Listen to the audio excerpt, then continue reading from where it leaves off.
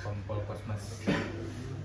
Nah ini kan pemecatan secara tidak hormat ya, mungkin dia bilang sih mengakui di persidangan itu kan tidak tidak ada niatan atau maksud menghilangkan nyawa seseorang. Maksudnya itu gimana sih Pak Irjen terkait hal tersebut, tanggapan itu? Baik, terima kasih. Assalamualaikum warahmatullahi wabarakatuh. Selamat malam dan salam sejahtera untuk kita semua. Ya, inilah semua ending goal daripada suatu peristiwa yang kemarin. Saya sebelum beranjak ke sana, tentunya saya masuk dulu kepada korban-korban yang ada sekarang kan gitu ya. Nah, kemarin sudah ada apresiasi daripada pemerintah terhadap almarhum Afan Kurniawan, apapun alasan dia adalah korban daripada peristiwa demonstrasi itu. Ya, keluarganya kehilangan akibat peristiwa itu. Ya, semoga kiranya yang 9 lagi ini, yang lain ini juga mendapatkan perhatian yang sama dari pemerintah. Karena namanya kita melakukan unjuk rasa itu sah-sah saja secara hukum untuk mengeluarkan aspirasinya dengan ketimpangan yang ada di negara Republik Indonesia ini, khususnya di dalam kesenjangan ekonomi. Pada saat rakyat sedang menderita, ini tunjangan-tunjangan malah semakin meningkat. Jadi kelihatan ketimpangan itu. Ya mudah-mudahan pemerintah semakin melek matanya melihat situasi kondisi itu. Ingat sekian ratus juta rakyat Indonesia, 75% itu di bawah garis kemiskinan. Ini harus diperhatikan. Jadi jangan gara-gara sekelompok orang mereka terabaikan. Saya juga kaget juga, jujur saya melihat pajak dinaikkan tuh, apa itu pajak dinaikkan, sementara seketika itu di dalam arena tertentu ada gaji yang ditingkatkan, dinaikkan. Lah pajak itu dari rakyat. Nah, itulah timbul akumulasi, akibatnya terjadi unjuk rasa yang menyalurkan aspirasinya, baik itu dari rakyat maupun kebetulan ada ojol di sana, kemudian mahasiswa, itu sah-sah saja. Inilah korban yang saya katakan, Afan Kurniawan dan yang lain-lainnya. Nah, yang saya sayangkan juga terjadinya penjarahan yang dilakukan oleh oknum-oknum yang tidak bertanggung jawab. Penyusup-penyusup yang justru memanfaatkan situasi, mencederai daripada demonstrasi murni ini. Kalau ini kiranya harus diberikan sanksi yang setimpal apabila memang terbukti melakukan suatu perbuatan tindak pidana, baik penjarahan, pembakaran, dan lain sebagainya. Ya. Dan saya beranjak kepada masalah yang ditangkap sekarang ini ya. Saya berharap juga dari pihak aparat penegak hukum bisa menelaah, menganalisis ada kriteria-kriteria daripada manusia yang sedang ditangani ini. Saya lihat kebanyakan anak-anak remaja juga ya, yang terikut-ikut atau ikut-ikutan, yang juga dia belum mengerti apa yang sedang dia lakukan.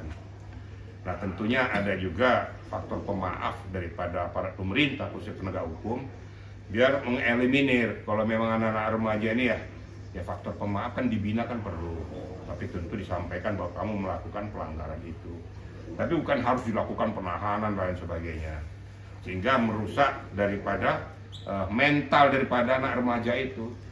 Nah, kita berikan penguatan-penguatan, baik pembinaan mental, keagamaan, supaya dia tahu besok-besok jangan ikut lagi dengan demonstrasi yang tidak berbuntut baik. Saya yakin banyak anak-anak itu, yang remaja itu yang nggak ngerti apa-apa, anak STM lah, dia ngerti juga nggak, sekolah aja nulis aja susah. Terus ada lagi anak-anak yang lain, bolos dari sekolah ikut-ikutan, ikut-ikutan aja. Ini saya katakan eliminir. Sehingga betul-betul ya keadilan juga ada, para pengunjuk rasa juga harus betul-betul bisa dipisah-pisahkan kriterianya. Namun penegak hukum harus tetap kekeh untuk menegakkan hukum yang sebenarnya. Kalau memang betul-betul berdasarkan pemeriksaan, analisis barang bukti yang ada, memang betul dia aktornya, dia memang melakukan pengerusakan, melakukan penjarahan, berikan sanksi hukum. Nah, saya menungkik kepada pokok permasalahan masalah Kosmas ya. Saya terus terang aja ya, saya harus terbuka, saya bilang saya sangat miris dan sedih gitu ya. Ini Kompol Kosmas ini anak desa ini. Anak desa di Pulau Flores sana. Kalau kalian semua kan nggak ngerti namanya Nusa Tenggara Timur itu bagaimana ya. Saya ini anak orang NTT. Kenapa saya katakan saya ini anak NTT? 3 kali ya saya bertugas di sana. Saya tahu anak-anak saya ini, saya tahu kesulitan hidup mereka. Masuk polisi juga susah. Saya jadi Kapolres di Alor, di perbatasan dengan Timur Timur. Saya jadi di Reskim di sana, saya juga Kapolda di sana. Jadi saya tahu pasti kehidupan rakyat NTT itu. Makanya saya buat terbaik bagaimana supaya NTT ini bisa sejahtera. Mungkin kalau orang-orang NTT tahu tuh saya membangun ya gedung olahraga di sana depan Polda itu, makanya namanya itu lapangan terbangun dari Kisi Tohang. Kenapa? Karena saya tahu mereka kesulitan. Apalagi musim kemarau susah mereka semua tuh. Kita enak-enak aja di daerah barat ini. Nah kembali lagi kepada saudara Posmas ini, ya anak-anak saya ini. Terlepas apapun pokok permasalahannya. Dan saya yakin itu bukan kehendak dia. Dia hanya melaksanakan mengabdi kepada tugas negara. Ya eksiden terjadi di luar dugaan daripada anak-anak saya ini, ya, terjadilah peristiwa itu. Memang hukum kita tegakkan, sidang kode etik dilakukan, tapi ingat penuh dengan keadilan. Dia melaksanakan tugas harus melepaskan dia punya pangkat dan jabatan, padahal dia diperintahkan institusi untuk mengamankan dan bukan kemauan dia. Saya miris melihat anak-anak saya itu pada saat melakukan sidang kode etik Kospes di PTDH ya. Saya juga orang propam ya, saya mantan Karupropus ya. Saya sudah sering melakukan sidang kode etik. Sidang kode etik itu ada 3 ya, memperhatikan aspek psikologis keluarga, aspek hukum, aspek kemanusiaan dan keadilan. Jadi tidak hanya saya berani untuk mengatakan bahwa ini harusnya begini.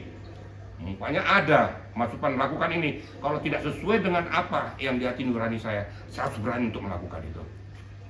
Karena ini menyangkut anak manusia.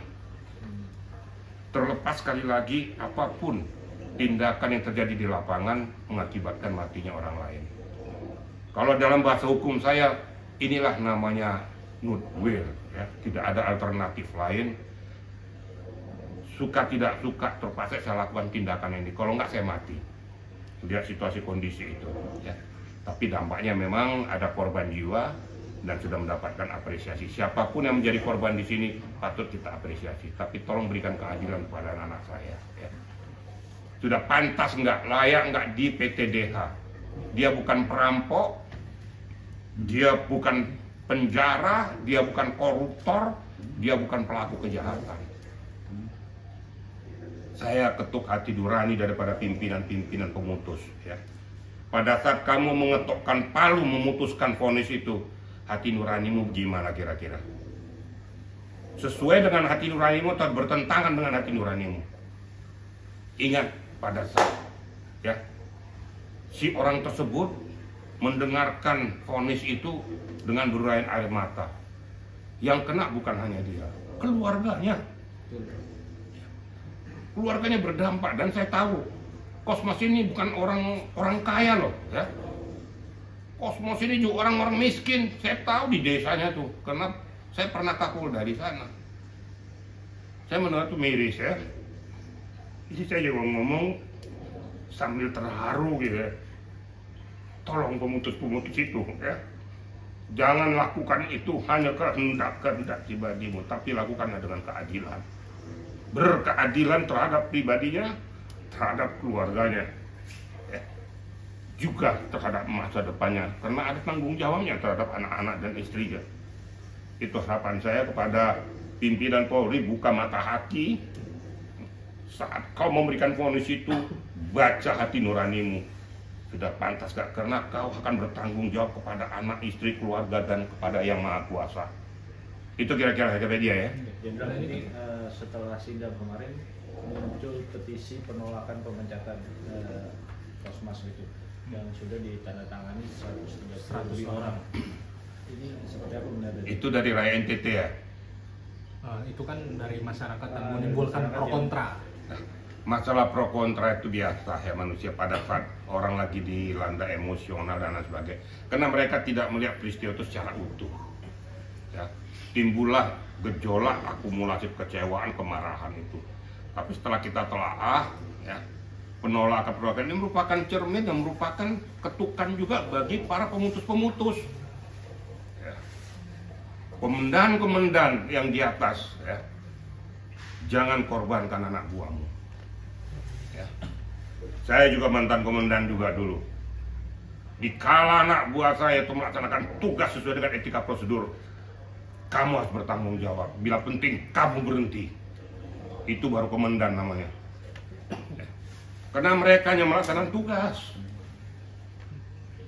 Bayangkan situasi itu, dia meninggalkan anak istrinya, tidur tuh di komando sambil geletakan, perintah komando berangkat lagi, atau dipecat. Menyedihkan nggak kira-kira? Sekali lagi dia bukan koruptor, dia bukan penjara, dia bukan pelaku kejahatan. Kalaupun dikatakan itu kelalaian, oke lah, namanya kita negara hukum. Tapi tolong berikan rasa keadilan kepada mereka. Jangankan mereka, saya juga kurang pendapat kalau diberikan sanksi PTDH kepada Kosmas tersebut. Saya akan berikan suatu sanksi kriteria bahwa kamu lakukan kelalaian dalam melaksanakan tugas, tapi bukan ada unsur kesengajaan. Ini yang saya mintakan kepada kita sama, kita sama-sama membuka mata hati. Jangan kau lihat Kosmasnya, tapi lihatlah dia punya istri, lihat anak-anak, dan lihat kalian tidak tahu, ya, Kosmas itu berada dari mana. Dari desa Ngada sana di Polres di ujung sana, yang mau ke kampungnya aja susah banget. Saya sudah merasakan tuh. Makanya saya bangga jadi anak NTT, saya bilang. Saya selalu katakan saya ini anak NTT karena darah saya sudah setengah di NTT. 3 kali saya melaksanakan tugas dan saya tahu apa yang dialami oleh rakyat NTT. Khususnya di belahan timur sana. Makanya pemerintah pusat membuka mata hati untuk mensejahterakan mereka. Berikan rasa keadilan kepada mereka juga. Itu kira-kira media ya. Nah ini kan Kosmas ini kan didemosi 7 tahun gitu, Pak itu. Bukan Kosmas ya, iya. PTDH. Nah itu maksudnya tuh sebaiknya terkait menanggapi hal tersebut seperti apa? Apakah memang sudah tepat dari majelis hakim terkait sidang kode etik itu atau gimana? Nah, nanti kan tentunya kan dia kan akan banding ya. Nanti di sidang banding ini ada suatu analisis, pendapat, penilaian terhadap mereka itu ya. Jadi saya katakan tadi ya, silakan memberikan sanksi-sanksi sesuai dengan akidah hukum. Tapi tolong berikan keadilan kepada mereka. Saya masih ingat pada saat saya ya, jadi Kadipropos dan pemutus memimpin sidang kode etik. Pernah ada sanksi kepada seorang Kapolres di daerah Sumatera sana. Tapi saya tahu dia orang baik dan dia tidak melaksanakan itu, dia kena fitnah. Tapi dia didemosi, ditarik ke Mabes Polri. Pada saat saya sidang, saya putuskan dia tidak melakukan tindak pidana atau tidak melakukan perbuatan itu. Dan orang yang bersangkutan sudah jadi jenderal bintang 3. Saya yang ambil. Kemudian pernah pula saya tuh memutus memang betul oknum ini melakukan perbuatan itu. Akhirnya dicopot dari posisinya sebagai Kapolda pada saat itu. Masuk demosi dia. Jadi saya katakan benar, salah katakan benar. Jadi belum tentu kriteria-kriteria itu sesuai dengan apa yang terjadi. Terlepas daripada itu, ya marilah sama-sama berikan keadilan kepada yang bersangkutan, ya.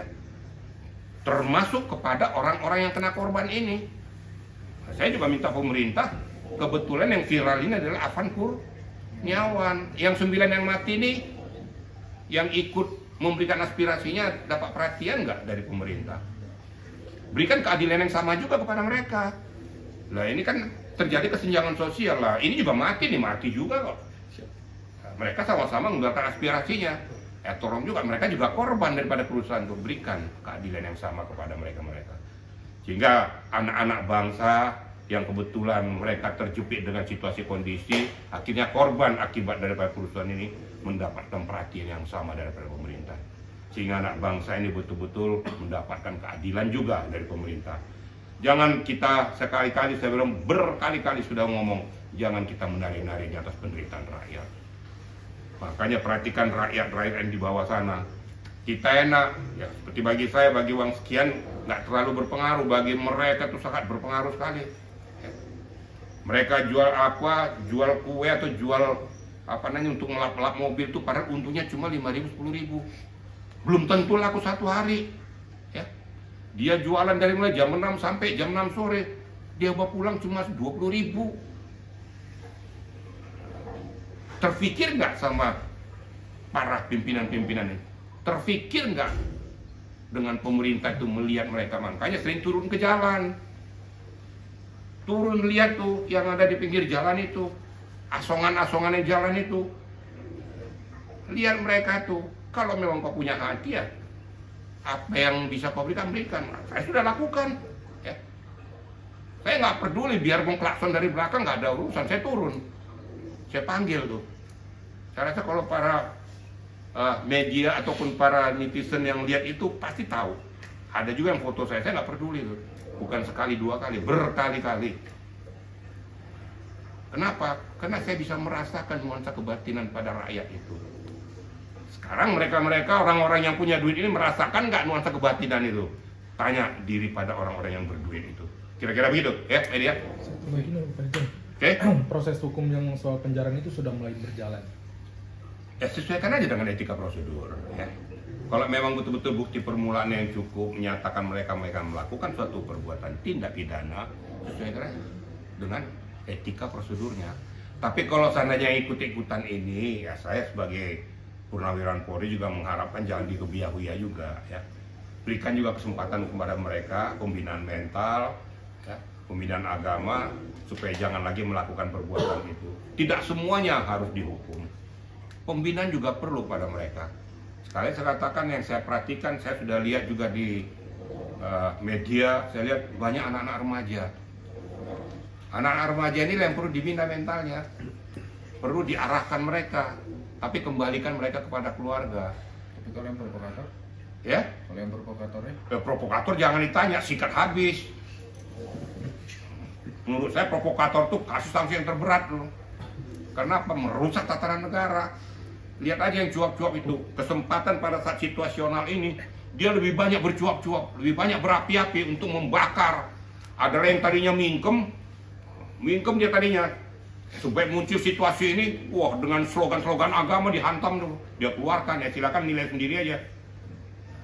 Ini kayak gini perlu diwaspadai, jangan dibiarkan. Makanya penegakan hukum segeralah ditindaklanjuti situasi ini. Jangan biarkan lagi kesempatan mereka untuk memberikan lagi kompor-kompor gas meleduk itu, mancing-mancing masyarakat lagi.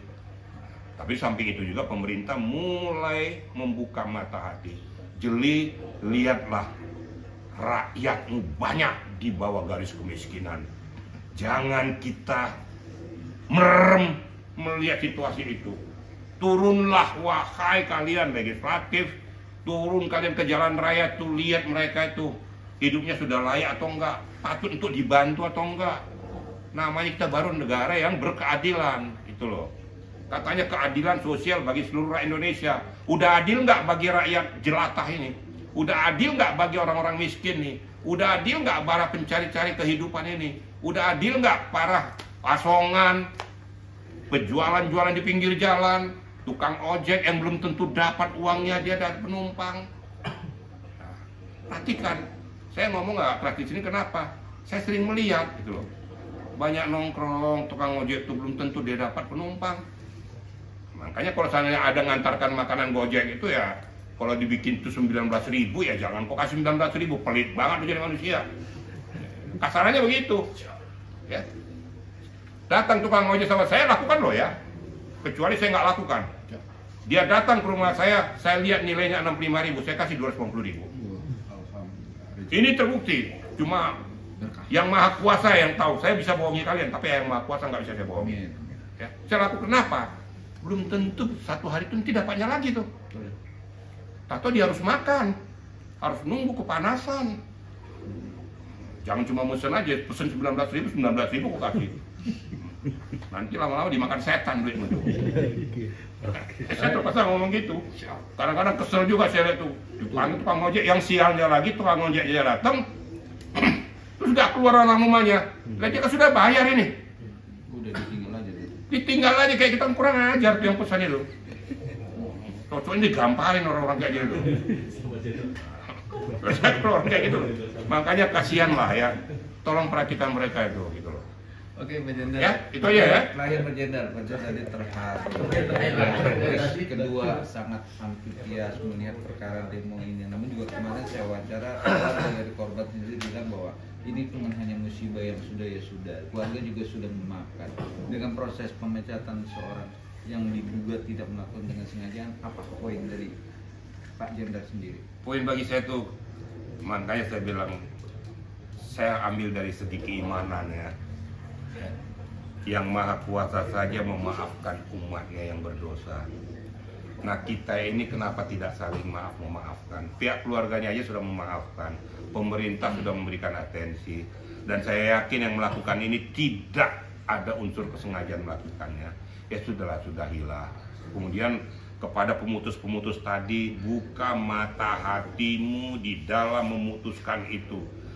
Seketika kau putuskan itu harus kau bayangkan aspek tadi itu, aspek psikologis daripada orang yang kau hukum itu, aspek kemanusiaan, aspek ketuhanan, dan lihat dia punya keturunan dan dia tidak punya kerjaan yang lain selain itu. Kecuali kalau dia perampok, koruptor, ya babat aja, nggak ada urusan bagi saya. Bagi saya siapa-siapapun mereka tuh, polisi yang ngerampok itu udah hajar aja, nggak apa-apa, enak-enak aja gitu. Tapi bagi mereka nih udah pangkatnya rendah, kompol tuh kompol dari bukan dari akpol itu, terus datanya dari desa sana. Kasih, saya lihat mukanya aja miris saya. Kasihanilah ya. Itu kira-kira ya.